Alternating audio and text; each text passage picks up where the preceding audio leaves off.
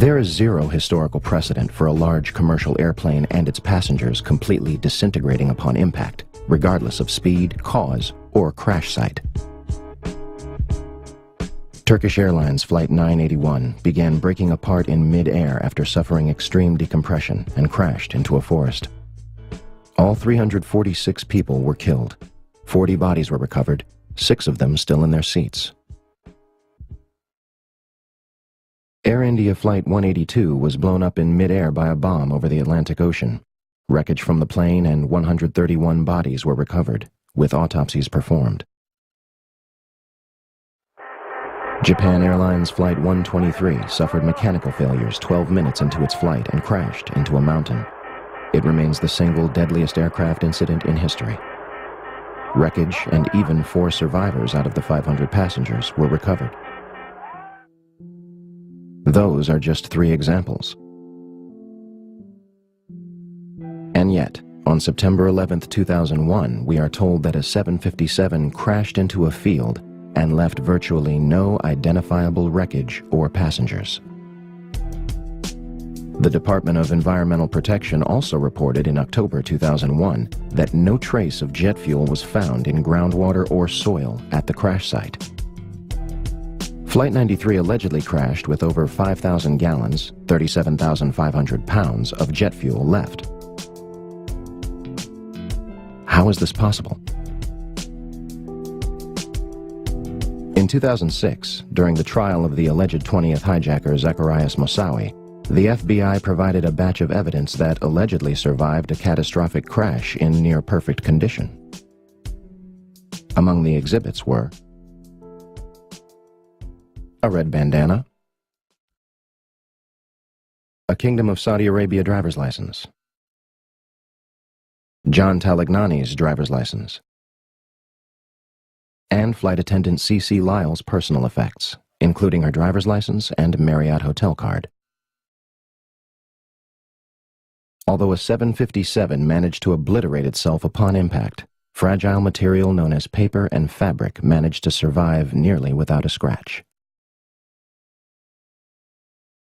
The FBI also releases pictures of an engine and 2 pieces of fuselage. It is unspecified where those were found. What really happened near Shanksville, Pennsylvania on 9/11 remains a mystery. But one thing seems clear. A 757 did not crash intact into a field in Shanksville, Pennsylvania.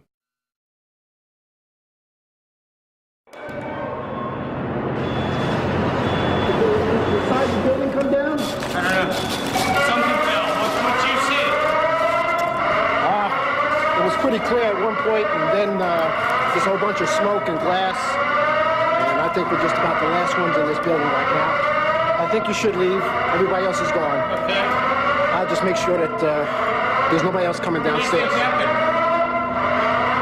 I hear the top of the building fell down. In 1984, construction began on World Trade Center Building 7, a 47-story office building 300 feet away from the North Tower. It opened to the public in 1987 and housed offices for Department of Defense, Internal Revenue Service, and was also the Secret Service's largest field office. Building 7 was considered the Central Intelligence Agency's largest station outside of Washington, D.C. The details of the office's functions remain classified. The Securities and Exchange Commission was also using the building to store 3,000 to 4,000 files related to their investigations. And, of course, they have no record of what those files were. On June 8, 1999, Mayor Rudolph Giuliani's Office of Emergency Management Command Center on the 23rd floor is opened. The new facility is located in downtown Manhattan, across the street from the World Trade Center's Twin Towers. The command center on the 23rd floor is bulletproof and bomb-resistant, with its own air supply and generators. It's linked to city airports, the Coast Guard, and the Pentagon. Computers will soon have detailed blueprints of every major building in New York City, as well as evacuation routes. Hurricanes and heat waves would be handled here, as well as terrorist attacks. Though New York officials say their facility is not impenetrable, they're confident it could handle even the worst crisis imaginable. Deborah Fayerick for CNN, New York.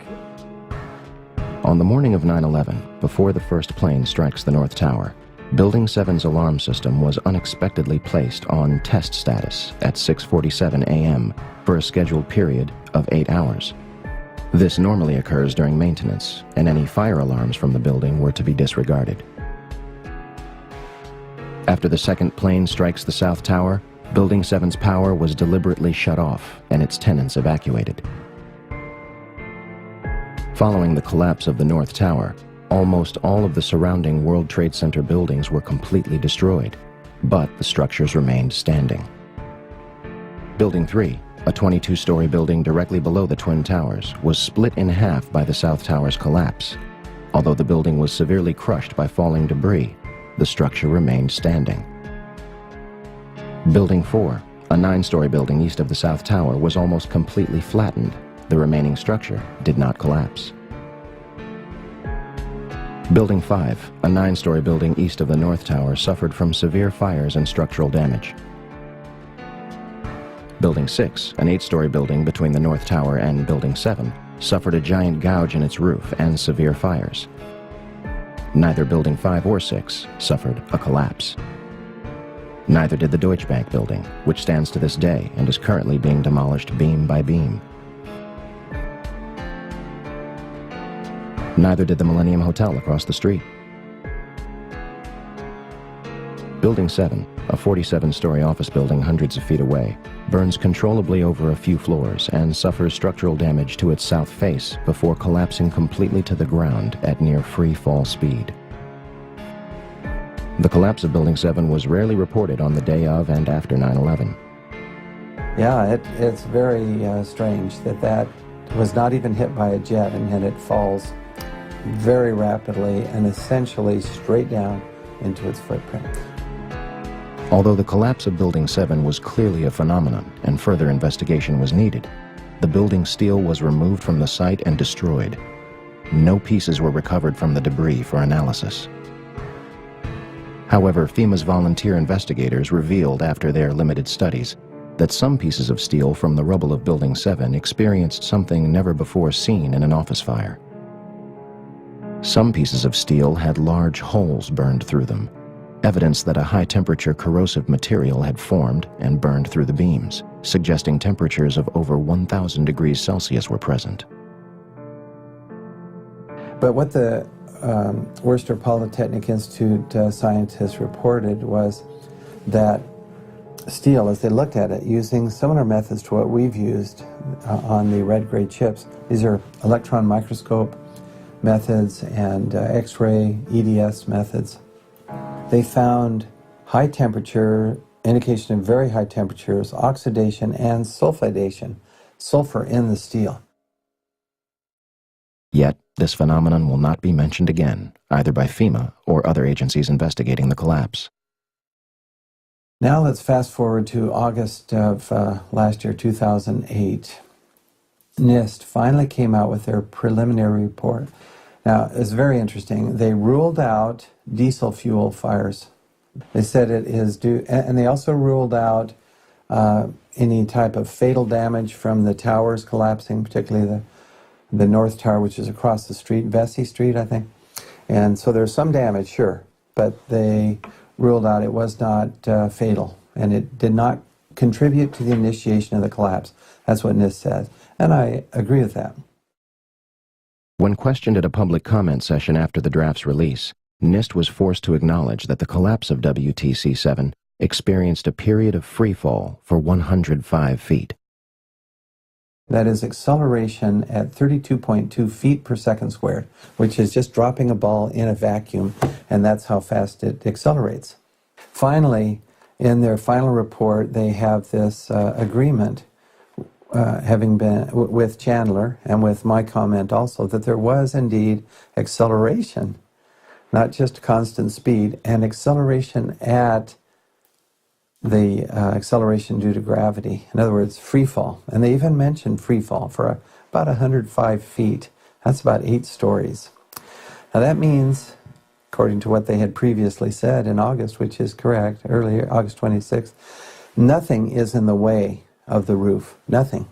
Now, you can see in the videos, there's a lot of a lot of floor is still intact as the roof is moving as a block. So somewhere down below, there's about 8 floors that have been obliterated. I mean, you can't just have the floors sitting there stationary, because that would be mass in the way, and that would slow this acceleration down. Nothing's in the way. The only way I can see how to do that is with controlled demolition, with explosives, to remove that. That's what you do in controlled demolition. You get all this material out of the way, then the upper block travels at close to free fall. In this case, at free fall. It's really amazing.